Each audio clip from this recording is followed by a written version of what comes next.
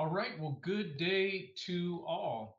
We have a lot of fantastic content to cover today, so we're going to go ahead and get started. My name is Mark Farrar, and I am the Vice President of Business Development here at Sanderson Firm. I'm also going to be your moderator for today's webinar. We do appreciate you taking the time out with us today. And the topic for today's webinar is going to be preparing for Medicare Section 111 reporting audits, avoid CMPs with expert guidance. Without further delay, I want to go ahead and introduce our dynamic speakers. We have Heather Swartz Sanderson, who is the founder and CEO of Sanderson Firm. Heather is one of the foremost nationally recognized experts in the Medicare secondary payer space for more than 15 years. Heather has been devoted to providing simple and straightforward MSP compliance solutions, including legal guidance, support, and strategies, as well as MSP education to the insurance and legal communities. Joining Heather today is the wonderful Kathy Bell. She's our VP of Medicare reporting here at Sanderson Firm. With over 30 years in the insurance claims industry, Kathy's expertise spans from carriers to third-party administrators. Since 2017, she's focused on Medicare secondary payer compliance, assisting clients with data, review, and training. Her experience encompasses all facets of liability and no-fault claims, including handling litigated cases, supervising adjuster teams, and serving as assistant claims manager for a large TPA with national workers' comp and liability claims. Without further ado, I'm going to go ahead and hand the webinar over to Heather and Kathy. Great. Thanks so much. And thank you all for joining us today. It's going to be a very timely topic for us to discuss today. As many of you are aware, we're going to talk about it a bit today, but this is an area of focus. Certainly, Medicare is going to start auditing responsible reporting entities for compliance with Section 111 reporting come this October. So we'll get into the details of that momentarily, but certainly this is a very timely topic, and I'm glad you all are here today.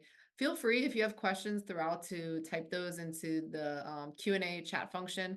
We'll try to get to as many questions as possible at the end, and there will also be a survey following the webinar as well, and we appreciate you filling that out and letting us know what you'd like to hear about next and what future webinars we can do for you. So first, today, just a little bit of our agenda. We're going to talk a little bit about Sanderson Firm. I'm going to tell you all, for those of you that are not familiar, who we are. And then we're going to dive right into the topic of today, what's going on regarding Section 111 civil money penalties, and what's coming for us since that final rule was finalized. And now this process is coming starting this October, as I mentioned. We're going to go through a number of scenarios and hypotheticals. Then we're going to talk about some best practices to avoid receiving one of these very expensive civil money penalties. We're going to provide a brief overview of Sanderson Firm's reporting solution, which is called Sanderson Comply, and briefly just discuss what differentiates us amongst other reporting agents in the industry. And then we will take questions. So for those of you that are not familiar, Sanderson Firm is a woman-owned law firm. We specialize just in Medicare secondary payer services. Even though we're headquartered in Bradenton, Florida, we have a nationwide presence with carriers, self-insured companies, TPAs, and governmental entities nationwide. We have a diverse team here at Sanderson Firm. We're not just lawyers. We have a good bit of lawyers, but we also have clinical staff. We have staff with claims experience, customer service facing folks. We have certainly our business development team, our reporting team, which Kathy leads. We have a diverse team, and we all have a ton of experience. We all came to Sanderson Firm pretty much with a great deal of experience, and so we're able to leverage that attorney and clinical expertise in every way that we provide services. We're unique in that we're nimble, right? We're boutique. We're more able to, provide better customer service and unmatched, customer service offerings, and making sure that we're responsive to clients and that we adapt to each of our clients, because each of our clients are unique. Each has different settlement goals. And so we are proud of what we're doing here, and we're growing pretty quickly, and working with a lot of major companies, insurance companies, and TPAs in the industry. It's a really very exciting time here at Sanderson Firm. We, have influenced leadership at CMS and the MSP policy division to make changes. I won't boast about them here today, but we've done some things, right? We are truly advocates for our clients here at Sanderson Firm, and we want to make sure that you all are getting the best outcomes out of Medicare secondary payer compliance, because we know it's difficult and we know that it's always changing, and that's what we're here for. Our Section 111 in particular, we believe we have a unique solution, which we'll talk about later, in that it's not just data going to CMS without any oversight, right? We pride ourselves on making sure that we're looking at the trends in our clients' data. We want to make sure you all avoid civil money penalties, right? So that's something that's unique about us. And being a law firm, unlike a vendor, we have attorney-client privilege, so that makes us unique as well. And as far as our Medicare set-asides, certainly one of our fastest growing product areas. We have a very great indemnified Medicare set-aside that is unmatched in the industry, but that's not the topic of today's presentation. Thank you for listening to my little spiel about Sanderson Firm. Let's talk about what we all are here for today, right? Civil money penalties that are coming, Section 111 reporting. If you're new, perhaps to Medicare secondary payer, and you're not familiar with what Section 111 is and why it's called Section 111. So way back in 2007, Congress enacted Section 111 of the Medicare and Medicaid S-CHIP Extension Act of 2007.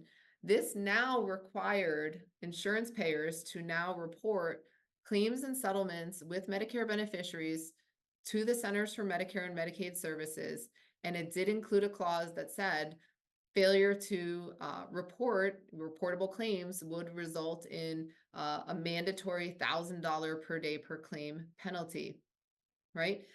So even though this law was enacted in 2007, it didn't go into effect until 2010. But the reason that this came about in 2007 was because claims and settlements with Medicare beneficiaries were occurring before the Section 111 reporting was enacted, but Medicare didn't necessarily know about it, right? Unless a self-report happened. So the burden was being shifted to Medicare. Medicare didn't have visibility into situations in which they could force their secondary payer rights. So that's why we have Section 111 reporting today. And even though this $1,000 per day per claim penalty was within the original 2007 law, we have not seen any penalties published as of yet, or any penalties imposed upon any responsible reporting entities at this point, because Medicare needed to issue a final rulemaking around the scenarios in which they would penalize a responsible reporting entity. And that's the final rule that we just got last year, which we'll talk about. And that's why penalties are actually finally really coming, right? It's no more, talking about this and saying, oh, theoretically Medicare may issue a penalty. No, they're going to start issuing penalties. They're mandated to under this new final rule. They're going to audit a certain number of entities for compliance. So it's certainly something that's really coming and pressing now that that final rule is in place. But essentially, the purpose behind Section 111 reporting, again, is to give Medicare that visibility into claims and settlements with Medicare beneficiaries. And further, so Medicare can enforce their MSP rights, right? They want to be able to identify those claims and settlements with Medicare beneficiaries so they can recover their Medicare conditional payments, or their Medicare liens, if you will, right? And they also can use this data to also coordinate benefits on behalf of a Medicare beneficiary. If there's a work comp claim and it's open and the work comp payer is paying for that person's medical treatment, theoretically, Medicare should not have to pay. And that's the intent and purpose behind Section 111 reporting. So there's been more activity since enactment of the Section 111 law. Namely, in 2013, Medicare attempted to start to issue this final rule that I'm talking about that was just released last year. They started to work on those scenarios around which Medicare could penalize a responsible reporting entity. They withdrew that one. And then in 2020, it was February 18th of 2020, Medicare issued a proposed rule on the civil money penalties. And then they published, as I mentioned, just last year, they finally published that final rule on civil money penalties. And so that's what we're going to talk a bit about today, and give you all the details of what that entails and the areas of Section 111 reporting that you should focus on. So So, I'm sorry, that's your turn. Yep. So the final rule, as Heather indicated, it was published October 11th of 2023. 60 days later, it became effective December 11th of 2023. But the date that you really need to know about is October 11th of 2024. This is when the rule is really going to become relevant, becomes active. That's the date that some of those civil monetary penalties are going to come back to. Medicare, did go prospective. They told us they weren't going to go back in time. They held true to their word. So what that means is that any event, so claim that occurs before October 11th will not be subject to civil money penalties. But that doesn't mean that you don't need to worry about getting those claims reported. And we're going to talk more about that as we go on in the presentation. But anything after October 11th of 2024, those claims will now be, subject to those civil money penalties. So it's going to be so important that you're getting them reported timely. So what are the events? The proposed rule had a whole bunch of things in there. CMS did kind of narrow it down, and they basically came with two scenarios. First is the reporting of your settlement, your TPOC, total payment obligation to claimant. You need to make sure that those are reported within 1 year of that settlement. Again, it's if you're untimely in those, then you're going to be possibly subject to those civil money penalties. The other one is the acceptance of ongoing responsibility for medical, and that's your ORM. So your ORM is the date of loss, because that's when that coverage becomes available on that date of loss, and you need to make sure that you're reporting that ORM on within that 1 year. So anytime that you've accepted ongoing responsibility for medical, making sure that you're marking those claims correctly in your data so that that's getting reported over to Medicare. So, if you don't report those, if you take longer than that year, that 365 days, then again, you could be subject to those civil money penalties. So what is the definition of noncompliance? Anytime that CMS identifies a new beneficiary record that was not reported to CMS timely. And there's several ways that CMS can actually, find out about these claims. It's not only through the Section 111 reporting. Those claims could be submitted, through a claimant. The filling out of information when they go to the doctor and they say that this was related to a work comp claim. There's, like I say, so it's not just the Section 111 that Medicare has the ability to determine if that claim was reportable or not. The timeliness, again, you have 365 days, so that 1 year, to report that settlement, that TPOC, your total payment obligation to claimant, or the acceptance of ORM. And so again, the acceptance of ORM goes back to that date of loss. And that's the date that CMS is going to determine if that record was reported timely. So the statute of limitations. So Medicare, we have the SMART Act that has the 3-year statute of limitations, but Medicare in the final rule said that they have 5 years to collect back or to issue civil money penalties. So let's kind of walk through this, kind of carefully and so that you understand the timeframes here. So if you have a settlement that occurred on January 1st of 2025, you have 1 year to report that settlement. So that would be January 1st of 2026. If that settlement, you did not report it prior to that January 1st of 2026, after that date, it is now late reported. So let's say that you don't report it until October 15th of 2026. So between January 2nd and October 15th, you are now subject to civil money penalties because you late reported that TPOC. CMS, with the 5-year statute of limitations, has until October 15th of 2031 to issue civil money penalties or a notice of that.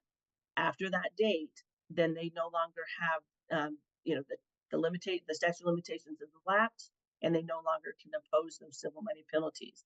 So, again, that's a long period of time that CMS can get notice of that claim So it's not just through the Section 111 data, if they have other means of finding out about that. So again, that's why it's so important, as we're moving forward, that we are getting these, the ORMs and our TPOCs reported timely, just to make sure that we're avoiding that situation where you could be subject to those civil money penalties.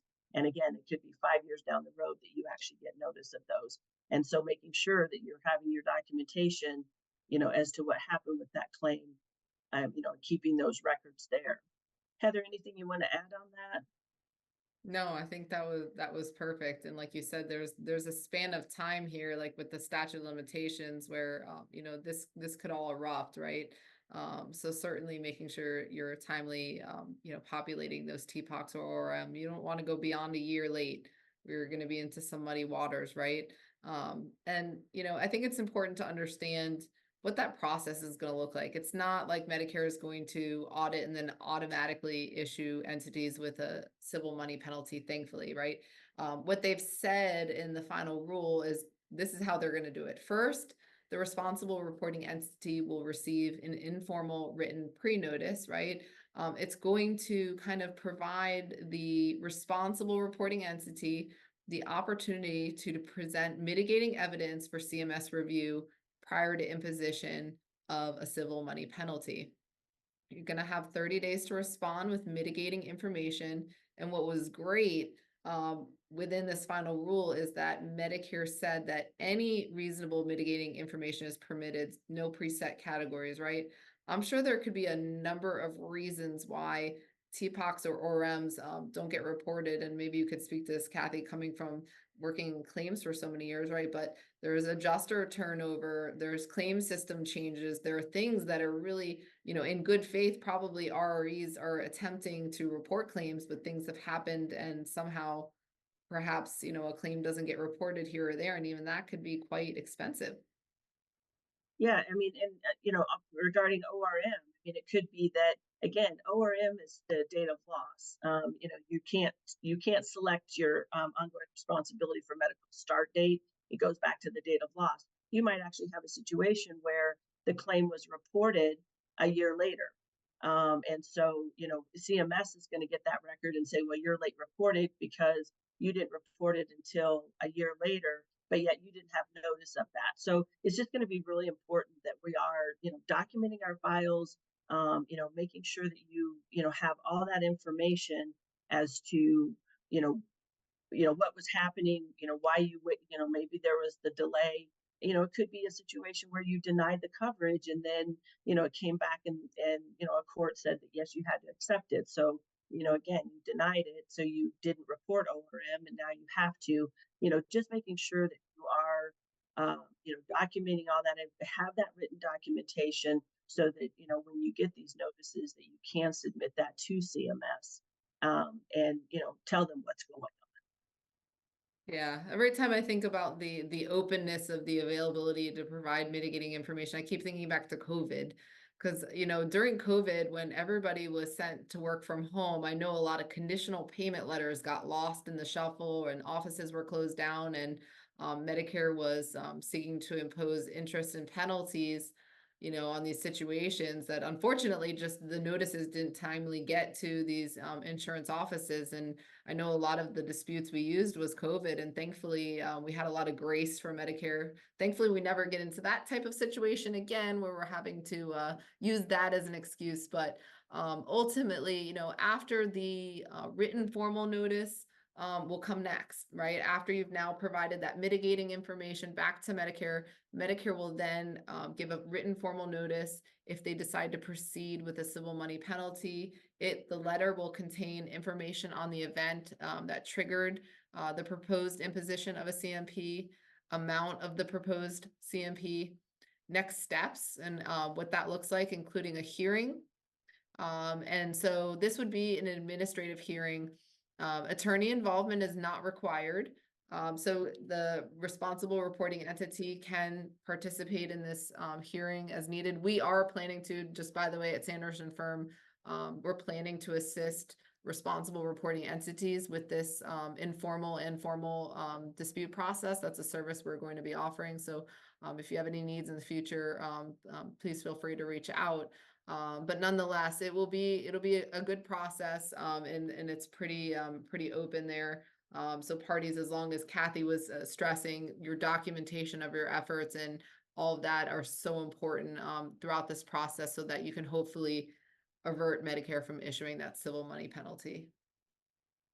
So Heather kind of talked, or mentioned the fact that there were certain things that have happened in the past that can help us in the future. One of those is the SMART Act, which Heather was involved with getting passed, and this was a huge help to the non-group health plans, because what this did was allowed for the rule to give the non-group health plans a tiered approach to those civil money penalties. The group health plans did not get this benefit, so kudos to thinking ahead and getting that language put into that SMART Act that allowed this to happen. So we do have the tiered penalties. So if you are late reporting, and it's between 1 to 2 years, so anything, if you didn't report it within that 365 days, after that, between 1 to 2 years, it's $250 per day. If you still don't report it and you're looking at 2 to 3 years, you're within that 2 to 3 year period, it's $500 per day per claim. And then we go anything 3 years and over is $1,000 per day per claim. CMS did indicate that there is a cap that for any given record. So any situation, it's going to be a cap of $365,000. However, keep in mind that these are adjusted annually, for inflation. And so currently that amount is $5,221,000 or $521,220 for that claim. So, yes, the rule indicates the 365, but it's adjusted annually for that inflation. And so that amount's just going to keep going up and up and up. So, though these numbers, they're bad, they're not going to get any better. So, just make sure, again, as we're going along, make sure that you're getting those TPOCs and those ORMs reported. And now is the time to really start looking at your data to make sure that you are doing it. Though, it's not going to go into effect until October 24th of this year, you want to make sure that you have the tools in place to make sure that you're getting these reported, and that you have, that your reporting vendor is helping you with that. That's something we're going to talk about as we go along, but that's something the Sanderson firm does, is that we're very proactive in communicating with our clients what we're seeing in their data to try to help them make sure that things are getting reported timely. So CMS, when they issued the initial or the proposed rule, they had a lot of conditions in there, and they took those out. They didn't want to penalize for trying to report and things happened. They wanted to focus on making sure that people are reporting these claims. Some of the things that they took out, the first one is exceeding the error tolerance in submitting a file to CMS. So if you have more than 20% of your records within a file that's submitted to CMS that has errors on them, CMS can reject that file. Now, this can create several issues. One, it can create the fact that that file is not getting accepted, so that could result in late reporting of ORM and TPOCs, which those claims then could be subject to CMPs. But they're not going to fine you for the fact that you continue to submit files that exceed that 20% error tolerance. But the other thing too is that if those files are getting rejected, it can also affect a Medicare beneficiary's benefits, because you might try to be reporting ORM terminations and those aren't getting accepted because your files has all these errors in them. And then it's also going to increase your conditional payment recovery efforts, because again, if you're not reporting those ORM terminations timely, then again, you're going to continue to get those conditional payment recovery efforts. So though they don't have a civil money penalty attached to them, it can affect other things. So it's really important that you are reporting properly and timely. The other one that they removed was improper reporting of ORM termination and the incorrect ICD codes. So again, this goes back to if you aren't, you know, you don't report an ORM termination timely, or you have incorrect ICD codes, no CMPs are attached. However, again, that can affect that beneficiary's benefits because maybe they're trying to go get treatment, and the provider's going to deny treatment, saying, "Oh, you have an open work comp claim, and so you need to go back to them," when indeed they were released from care with no further treatment. Same with the ICD codes. If you're reporting incorrect ICD codes, then again, they go in for treatment, and their provider is going to come back and say, "Well, you have an open work comp claim with that ICD code, you need to go to them." So you always want to make sure that you're looking at your ICD codes and that they are getting reported timely, because that is, going to help you also with your conditional payment recovery efforts, because CMS is taking that data and that's what they're using to determine those recovery efforts.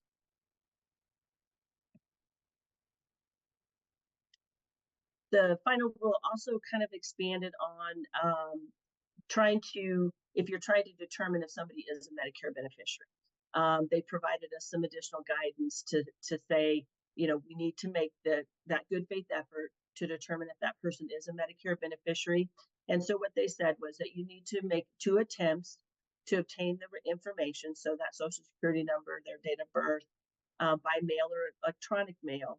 And then you need to make a 3rd attempt, either by telephone, mail, electronic mail, or some other reason. Now, we do have here at Sanderson, we have the Social Security Date of Birth Research Service that would qualify as documentation of your, 3rd attempt. Throughout this, the biggest thing is you need to make sure that you're documenting those attempts and the results of those attempts. You've sent the letter and, you had no response. You sent the letter and it came back. You just need to make sure that you're documenting that, so that should, CMS come back and say, "Well, this person was," and you didn't do anything, you have that documentation that you made every attempt possible. There is no further follow-up if the claimant or their representative, confirms that they're, not going to provide you the information. So they submit something in writing that says, "I'm not going to, give you this information." Just again, make sure you have that documentation in your file. Okay, well, one of the latest, most interesting developments that I found is this new requirement to report Medicare set-aside information to CMS through the Section 111 process. So what this essentially means is now, for the first time, voluntary Medicare set-asides, whether submitted to Medicare for review and approval or not submitted to Medicare for review and approval, will now need to be reported as part of this Section 111 reporting process. Recently, on February 23rd, Medicare announced this required reporting. They held a webinar and talked about this new change. And it was a very insightful webinar, because on this webinar, we were able to ask Medicare, why are you now requiring this MSA information to be part of Section 111? Certainly on those MSAs that are going through CMS's voluntary review process and CMS is approving an MSA, why do we now need to report it again through the Section 111 reporting process? And Medicare said essentially the reason for this is that they had an information gap. So a lot of times when parties submit a Medicare set-aside to CMS for review, and they receive an approval, Medicare was not receiving a copy of the finalized settlement documents. So they didn't know if, in fact, the funding of that CMS approved MSA occurred, right? So ultimately, it's a coordination of benefits initiative for Medicare to want to have this information. Again, they've said this will only pertain to workers' compensation claims, and they want to have the information on both submitted MSAs. Even if you've already submitted it through Medicare's review process, you still need a copy of that, as well as non-submit MSAs. The testing for this will begin on October 7th of this year. And the reporting, the actual required reporting of MSA information through this is going to officially start on April 4th, 2025. The required fields that are going to have to be there are MSA amount, MSA period, whether the MSA is being funded via a lump sum or a structured annuity payout, what the anniversary annual deposit amount is if it's annuitized, the case control number if this was a submitted MSA, and if there's a professional administrator, who their EIN.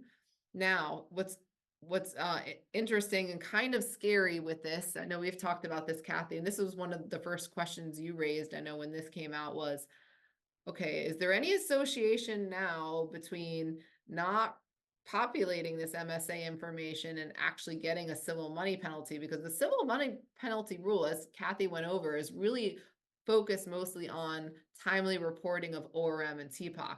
So you wouldn't think that you would be able to get a CMP for failure to report MSA information, but in fact, you can, because what we discovered was that by not populating some of these fields, such as the MSA amount, the MSA period, in your response file from CMS, they're actually going to issue a hard error. There's a difference between hard errors and soft errors. A soft error from Medicare means they still have accepted your record, but there might be some issues with the data. The hard error means Medicare has rejected your record, meaning like it's never reported at all. And until you clean up those errors, and in fact, clean that up, so then you can have a situation where, let's say, you didn't populate some of this information and over a year passes by and you've got this hard error that's not corrected. Now you've got a civil money penalty. What are your thoughts on this, Kathy? Yeah, and I think this is where it's really important that, that you have, a reporting vendor who is communicating with you, making sure that you understand what errors are on your claims so that they are getting corrected, so that those records are being reported. Because, if you don't have that information or you're not getting it timely, again, reporting's only done quarterly. So, as the year goes by, you have basically 4 chances to get that reported, and that last chance may be that it's outside that 365 days. So, if you're not getting your errors reported timely, that could result in that claim being, reported late, and have a significant effect. Yeah, for sure. So here's a scenario that we were just going to kind of run through. Let's assume a situation where it's a work comp payer, or work comp responsible reporting entity. They settle a claim involving a Medicare beneficiary. The claim was fully accepted and future medical care was released. There was a $15,000 Medicare set aside. The total amount of the settlement was $50,000. The MSA was a non-submit. It was not submitted to Medicare. Now, let's assume the responsible reporting entity attempts to report the MSA amount via Section 11 reporting. But let's say instead of reporting $15,000, they enter a non-numerical value of $15,000. Do this reporting, an error occurs. And then now the responsible reporting entity, like we just talked about, has failed to report its acceptance of ORM for 1 year. So, I think, yes, they are subject to civil money penalties. And if Medicare audits this Medicare beneficiary record, will CMPs be assessed for both failed TPOC and ORM reporting? I think Medicare addressed that. Correct me if I'm wrong, Kathy, on their webinar, they're not going to impose a penalty for both failed TPOC and failure to report ORM timely in the same claim. Is that correct? Is that what you recall? Yeah, so what they said was, TPOC reporting and ORM reporting are 2 separate records, basically. And so there may be situations where that the audit captures both, but typically that's not going to happen. So it could either be the TPOC or the ORM, but likely it won't be both. Right. Yep. So, and then regarding is non-submission of the MSA an issue? No, Medicare has made no indication that this new work comp MSA reporting is any kind of attack against non-submitted Medicare set-asides. In fact, on their webinar, they consistently recognize non-submit MSAs and mention them and said they want to know about those just the same as they do with the submitted ones. So that's not an issue. Those are still a voluntary option, right, for parties to either do a submit or non-submit. You want to take us through the liability scenario, Kathy? Sure. So in this scenario, we have a grocery store chain. They're sued over a slip and fall. They dispute liability, but eventually settle the claim for $10,000. Keep in mind the reporting threshold for a TPOC is $750. So any settlement that's over that 750 is reportable to CMS. The grocery store chain reports the $10,000 TPOC. They fail to report the denial of ORM. In fact, they never populate any of those fields. And then the grocery store doesn't fund a Medicare set aside. So let's kind of break that down. Let's go back to they report the 10,000. So again, that would be, you would need to report that within that 1 year from the date of settlement. You need to report that. But the second point there is that they fail to report the denial of ORM. And in fact, they never populate any of the ORM fields. That's a problem because the ORM field is a required data point within the CMS record. And if you have not populated anything, CMS is going to reject that record.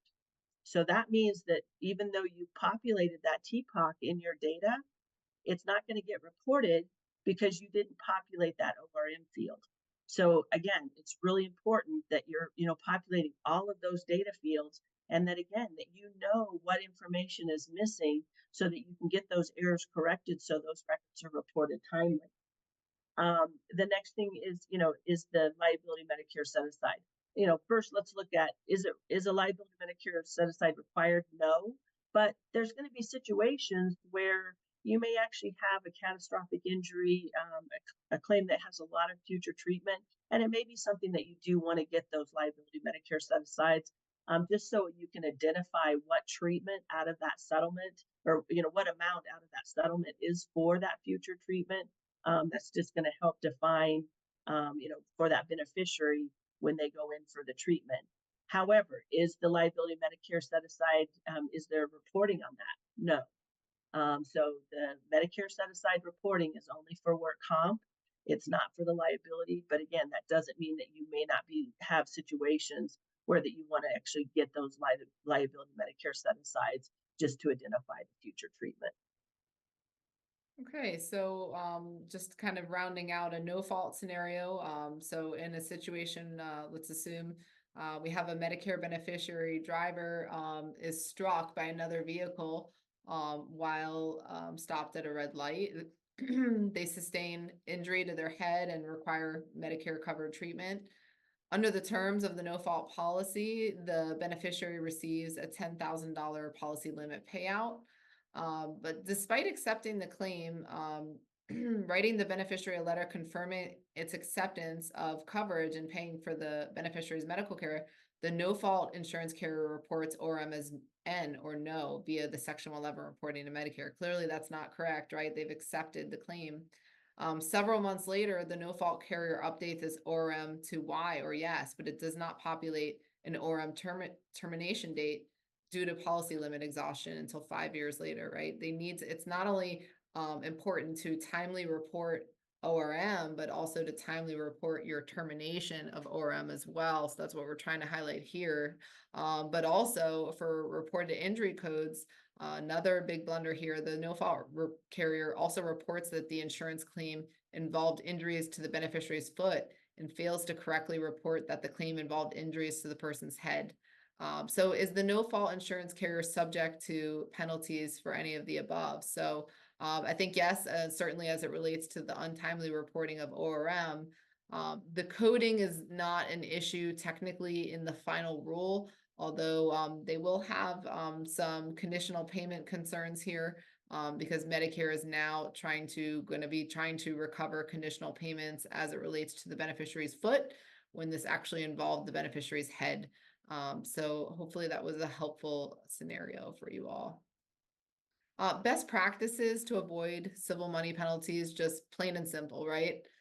Timely reporting of acceptance of ongoing responsibility for medical, timely reporting your settlements, which is your TPOC. And then as Kathy was mentioning earlier, it's incredibly important to document your efforts to obtain the big 5 information, right? This is the information that you need to actually query a Medicare beneficiary's Medicare enrollment status to begin the Section 111 process, right? First name, last name, date of birth, social security number, and gender. So that's really important that you're documenting those efforts, those 2 efforts by email, mail, phone, or other means, certainly, right? Making sure you retain a copy of these documented efforts for at least 5 years. So at Sanderson Firm, we have our proprietary reporting solution, Sanderson Comply. The importance of this is that, we make sure that we're not submitting files to CMS that have errors in them. We want to make sure that any claim that's getting reported over to Medicare, that it is error-free, and so that the record will be accepted, and you avoid the issue of the file getting rejected because you breached that 20%. So we start with the responsible reporting entity. We have a secure data submission. Heather, I think if you continue to, it'll populate the rest of Oh, there we go. I thought it was looking a little empty. There we it. go. Yep, I think there's even one more maybe. Oh, okay. Oh, yeah. There. Our data analyst did some fancy things with our slide Yeah. here. We didn't even realize it. Okay, you can see the full slide now. Okay. So we start with that responsible reporting entity. We have that secure transmission. We have several methods, and we can even accommodate some of our, smaller carriers out there that want to do more of a manual, and that they don't have the IT resources. We can work with them. We then compile that information in Sanderson Comply. We then submit it to CMS. We get those response files back, and then again we pass that back to the RRE. So there's a flow of data, but we are in the center making sure that everything looks correct. And I think that that's one of the biggest thing is that we're very much involved in looking at your data, having oversight of it, seeing that if there's errors that need to be corrected, looking at kind of the trends that we're seeing in your errors.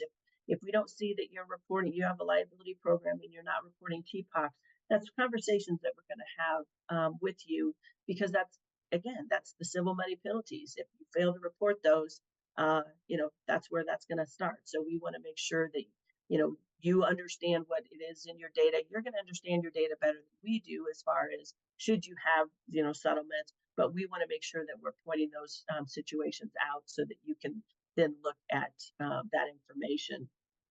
So again, we do ongoing review of your data for Medicare compliance. We do simplified error reports. We only provide errors on Medicare beneficiary claims that have a reportable event. And again, a reportable event is your ORM, your ongoing responsibility for medical, or a settlement. So your TPOC, your total payment obligation to claimant. We want to make sure that you're correcting those records, because those are the ones that need to get reported over to Medicare timely. So we, provide you that information on a monthly basis. Not only does it come back through the data, through the file submissions and the status reports, but we also provide monthly reports to the management team so that they can keep oversight of that. We do that, the error report resolution management, the Section 111 education and training. We are happy to, set up training with the adjusters so that they understand the importance of data integrity, making sure that they've entered that Social Security number correctly, making sure that they've have the date of birth in there. If we see anything that's out of line in that, we can address those situations. We'll also help, review and create best practices for the adjusters so that they understand, again, the importance of that Section 111 reporting. We provide the Medicare Advantage Plan enrollment information. Again, that's not only passed back through status files, in a file transmission, but we ask, as part of our error reports, we provide you all the claims that have a Medicare Advantage plan. I can tell you, with CMS, they have their specific way they handle the conditional payments. Their time frames, they have very specific time frames. With the Medicare Advantage plans, each Medicare Advantage plan handles their own recovery, and some of them we are seeing can take up to 6 months to actually get a response from them. So, having that information so that you can be proactive, if it's a claim that you're going to settle, that, being proactive and getting those Medicare Advantage plans on notice so you can get that conditional payment information, dispute those unrelated charges, it's going to be really important so that you don't delay your settlements. So again, we provide you that information so that it's readily available to you. We can assist with error corrections and data cleanup. We can talk about, ways that we can help you, or maybe there's perhaps reports that you can run that we can compare to your data so that we can, again, have those communications. We can also set up what we call triggers, or it's data compliance for the conditional payment side of it. If an adjuster fails to, perhaps adjust conditional payments, back to the SMART Act, again, something that, was kind of a benefit. We got it limited to 3 years. So Medicare can come back for conditional payment recovery efforts 3 years from the date they receive through the Section 111 data for conditional payments. So you truly don't want to wait that 3 years and roll the dice and see if Medicare is going to find it. If you do it up front, that way you'll know that everything's done. So if we see in your data that you have an ORN termination or a TPOC, we can actually set that claim up so that we can reach out to Medicare, find out if there's conditional payments, get those resolved, so that when your case is closed, it's closed. So that can really be a big benefit as well. With Sanderson Firm listed as your recovery agent, we get copies of those letters. The letters from CMS are very time sensitive. When, back in the day, it used to be that we could, say, well, it was delayed because of whatever reason. CMS is they're not taking those. When they say 120 days, they mean 120 days. If you don't respond within that, they may not review it. So, it's really important that those letters are addressed. Adjusters get busy. Things get put into a mail folder that don't get seen.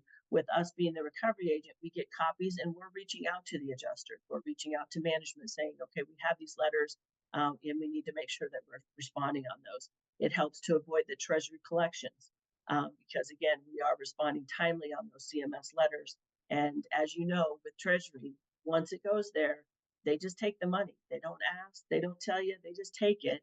And then we have to try to unravel to figure out why they took that money. So, and we can also pull that open debt report so that we know what open debts are out there. And again, that we make sure that they're getting work timely. All right, so we're going to go into really quickly, and we do have about 8 or 9 questions, so we definitely want to get those answered for you. But Sanderson Firm Services, we talked a lot about Section 111 reporting. Just to let you know, we do offer the full gamut of Medicare secondary payer solutions when it pertains to Medicare set-asides. So just to mention a few are indemnified IMSA, which is our non-submit. We offer an EMSA, which is an evidence-based Medicare set-aside that we are submitting over to CMS.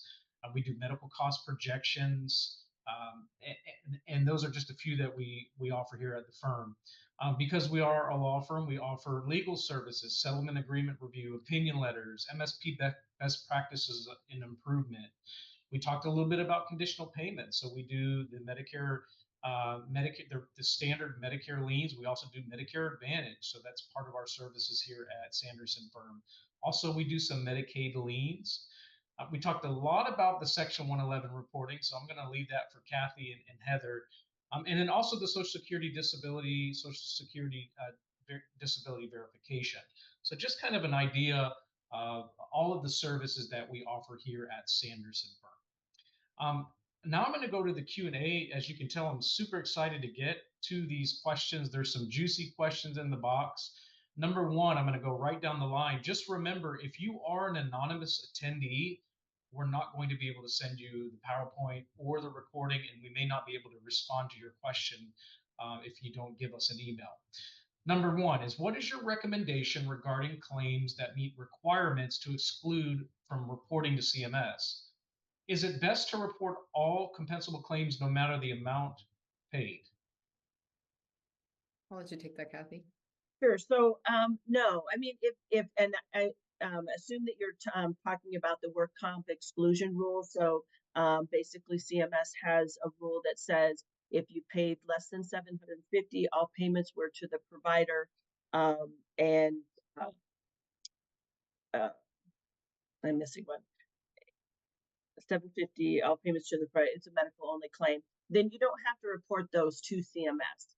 That has to come from, the RRE side. They have to have the data or the logic in place. I don't recommend that you report those for the simple reason that Now you're kind of exposing yourself to over-reporting. But if you don't have the ability to not report them, then report them, because then we just have to provide CMS with the documentation that says we paid less than 750. But truly, you don't want to over-report. Now, again, that only applies to work comp claims. That work comp, the ORM exclusion does not apply to no-fault claims. No-fault claims are from basically $0. If you know of the claim and you know that they sought treatment or going to receive treatment or are receiving treatment, then those need to be reported. So again, just make sure that you understand that that work comp ORM exclusion is work comp only. Okay, great. Next question. Will these fines be funding the Children's Health Insurance Fund, CHIP? That's a very interesting question. Yeah, so way back when the SCHIP Extension Act was passed, right? The Children's Health Insurance Fund, Medicare reporting came into and intertwined into that same bill, the SCHIP Extension Act of 2007, because essentially the healthcare children's insurance needed funding for it. So a way to get it passed through Congress was to also add on this initiative of Medicare reporting. And at the time, Medicare was estimating a lot more penalties being issued immediately. They didn't really think about the fact that later was going to come the SMART Act and they were going to have to legislatively rulemaking around the penalties. So way back when, in 2007, the concept was that these penalties coming from failure to report via Section 11 would fund the SCHIP program. But as I've mentioned, we've had no penalties to date, but now going forward, yes, to answer your question, these penalties will be directed toward that fund as promulgated under the SCHIP Extension Act of 2007. Awesome. Thank you, Heather. Next question. What are error tolerances? So the error tolerance to submit to CMS is 20%. So if you have a file and you have more than 20% of those records have an error on them, then, and those are hard errors. So again, Heather talked about the hard and soft errors. A hard error prevents a claim from being accepted by CMS. A soft error, CMS will accept it, but they still are going to send back an error saying that that information needs to be corrected. An example of a soft error is if you have attorney information. If you mark the attorney that there's an attorney, you have to have the attorney name or firm name, their address, their TIN number, their phone number. You have to have all of that information that you're sending over. If you're missing one of those data points, then you're going to get a soft error back saying that, okay, we've accepted the record, but you still need to correct that. But hard errors prevent it from being recorded. And if you have more than 20%, then CMS will reject that record or that file. Great. Thanks, Kathy. So this is a longer one. It says, regarding prospective penalties, what about this scenario? TPOC is finalized on 2/1/2023, not reported via Section 111 until 2/1/2025. Is non-compliance date 2/1/2025, which is within the effective date of the CMPs, and now subject to CMPs, or because the original date of the non-compliance was 2/1/2024 and was prior to the CMP effective date, it would be considered retrospective and no penalty could be assessed. So because the incident, the date of loss was prior to that October 11th of 2024 date, it would not be subject to CMPs. However, again, you want to make sure that you're reporting those timely because, if CMS finds that record some other direction, though it may not have CMPs, then until CMS gets that through the Section 111 data, they have 3 years to collect back for conditional payments. So if you delay reporting it, now that statute of limitations doesn't start until you do report it, and so you could have closed that claim in you say it, or that you reported 2025. So now Medicare has through 2028 to collect back for conditional payments. That's a long tail on that claim that you probably want to just get rid of. Exactly. I Awesome. think this was a great question. And I just want to reinforce it because we've been getting that question a lot here at Sanderson Firm, right? Because the prospective nature of penalties, entities have asked us, do we really need to go back and clean up our historical data since they're not going to be penalized? And what Kathy was saying is, okay, it might not cause a penalty, but there are conditional payment issues. The statute of limitations has not been triggered. So I just really wanted to reinforce that recommendation. We do recommend going back on your historical data and correcting it for all those reasons we just stated. Great. Thank you both. The next question is, are there any recommendations on how we manage the ORM indicator preemptively as it relates to claims that may have been closed, but the RRE received notification of a match post-claim closure? Should we anticipate a penalty in these scenarios? So what I'm taking is that so the claim closed and they were not a Medicare beneficiary at the time of closure, and that they haven't marked ORM, and so now they're getting an error.